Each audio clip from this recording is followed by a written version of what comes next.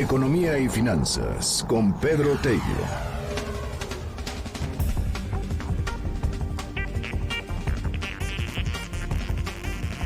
Hay 5 propuestas de los gobernadores para reactivar la economía. Una economía que cada vez se siente más precarizada, más dolorosa.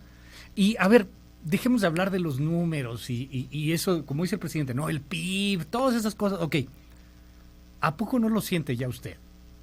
¿No se siente que alcanza para menos cosas? Si todavía tiene la bendición de tener trabajo, ¿no siente que hay que ahorrarlo todavía más o a lo mejor tiene menos ingreso? Bueno, ¿cómo vamos a reactivar una economía en donde, de acuerdo a los datos de Coneval que se daban a conocer el día de ayer y que nos contaba Nora Bucio, pues tenemos un 54 y pico % de pobreza laboral, lo que representa más o menos unas 70 millones de personas que no tienen lo suficiente para una canasta básica, por ejemplo. Ahora, no quiere decir que antes estábamos muy bien, ¿eh? Ya veníamos bastante mal. Querido Pedro, qué gusto saludarte, buen día. Luis, buenos días, qué gusto saludarte a ti y a quienes nos siguen.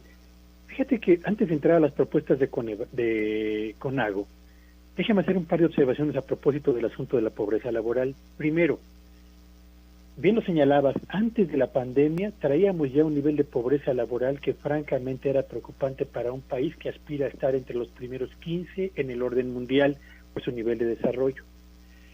Cuando pasamos de 36 de cada 100 mexicanos en condición de pobreza laboral en abril pasado a 55 de cada 100 mexicanos en pobreza laboral en mayo, pues estamos francamente frente a una circunstancia alarmante, no diría yo preocupante, alarmante. ¿Por qué? Bueno, pues porque la pobreza laboral en México escaló, Luis Auditorio, a un nivel histórico, sin precedentes. Y segundo, porque todo el esfuerzo que se realizó en este país a través del aumento en los salarios mínimos, particularmente en esta administración, quedó literalmente anulado con el impacto que tuvo la cerrazón de actividades, casi la mitad de actividades en México, derivado del decreto que definió actividades esenciales de aquellas que no lo eran y tenían que cerrar temporalmente, y muchas de las cuales todavía siguen cerradas. Así que estamos frente a una circunstancia, Luis Auditorio, en el que importa no solo el número de mexicanos que se quedó sin empleo, también el número de mexicanos que aún teniendo un empleo, reciben un ingreso que no les permite ni siquiera comprar los productos que integran la canasta básica.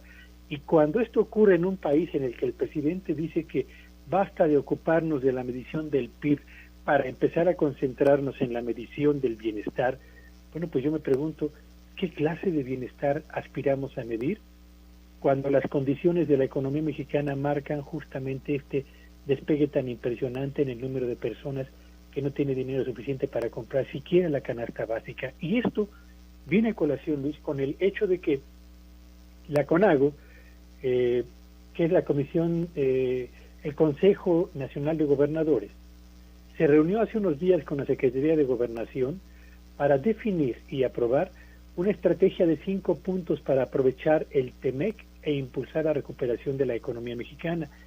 Pero a decir verdad, Luis, uno revisa los 5 puntos y dice, caray, por eso estamos como estamos. En lugar de caminar hacia el norte, por señalar que es la dirección correcta, no por la cercanía geográfica con Estados Unidos, seguimos avanzando para el sur. A ver, dice, en primer medida, hay que establecer una mesa permanente de coordinación entre el gobierno de México, la CONAGO y el sector productivo. ¿Para qué? Para aterrizar las nuevas inversiones que lleguen al país. Y uno se pregunta, ¿y eso qué? Segundo, establecer otra mesa permanente de coordinación entre el gobierno federal, la CONAGO y el sector productivo para aumentar el contenido nacional de lo hecho en México. De promoción de inversiones nacionales, nada. Tercero, trabajar de manera estrecha con la Secretaría de Educación Pública y las universidades estatales para adecuar los planes de estudio a efecto de que respondan a las necesidades de la planta productiva nacional. Y uno dice, y de la inversión en el sector educativo y de la ampliación de plazas y del aumento en la calidad, nada. Cuarto, crear una ventanilla única de trámites para que las empresas no sufran los procesos burocráticos que día a día enfrentan. Y uno dice, esta famosa ventana única de trámites viene en México aplicándose desde 1984 y a la fecha todavía sigue sin ofrecer los resultados que de ellas esperan. Y finalmente dicen, establecer una mesa de trabajo con la Secretaría de Economía, la de Comunicaciones y Transportes, la Comisión Federal de Electricidad, la CONAGO y el sector privado para democratizar, fíjate bien, democratizar el acceso a Internet y alfabetizar digitalmente a las pymes. Y uno ve esto y dice, ¿de verdad creen que así se reactiva una economía? ¿Y qué hay del pago a los proveedores que les deben los gobernadores? ¿Y qué hay del compromiso de licitar obras y compras públicas? ¿Y qué hay del compromiso de liquidar oportunamente lo que ya han recibido? ¿Y qué hay al mismo tiempo de combatir la subfacturación? ¿Y qué hay de combatir la informalidad? ¿Y qué hay de promover estímulos para las empresas? De eso no hay nada. Y así, Luis Auditorio, va a seguir aumentando la pobreza laboral en México y la economía va a tomar mucho más tiempo para recuperar el nivel de actividad o el nivel de generación de riqueza y empleos que tenía antes de que empezara esta pandemia. Vaya forma de estimar o de impulsar el crecimiento de la economía nacional desde la perspectiva de los gobernadores en este país. Qué cosa, querido Pedro. Pues ahí están algunos de los asuntos en donde es que, a ver, después de escucharte, siento que tenemos a una élite política que vive en esa élite, que vive en esa burbuja y que no está viendo pues una realidad que nos está costando a todos, que estamos sufriendo todos, que se está sufriendo por algunos más, por otros menos, de gente que ya no tiene chamba, de gente que ya no sabe qué es lo que va a hacer y que están esperando a ver a qué momento se ponen de acuerdo, en qué momento puede llegar, en qué momento es políticamente viable para que pues alguien tenga lo suficiente para dejar comida en la mesa para su familia. No se vale, Pedro.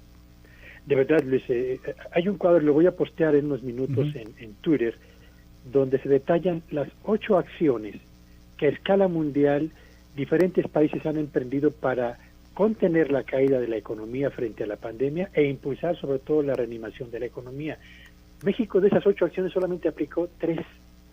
Y además está la encuesta que comentamos apenas hace unos días del INEGI, donde señala que 9 de cada 10 empresas que tuvieron que cerrar declaró que no recibió un solo ingreso, y 9 de cada 10 hogares que han sufrido una pérdida de ingresos por que alguien perdió la chamba o porque alguien tuvo que aceptar un menor sueldo, también señaló que no ha recibido apoyo alguno. Y cuando uno ve, ni las familias ni las empresas reciben apoyos, y quienes deciden las políticas públicas están mirando para el sur cuando tendríamos que estar volteando hacia el norte, la verdad es que uno dice, pues sí, de ese tamaño va a ser la caída de la economía y así de difícil y penosa va a ser la reactivación de la planta productiva en un país donde la pobreza laboral escala ya a más de la mitad de los trabajadores y donde la pobreza real, la de veras, va a escalar entre 8 y 10 millones de personas más.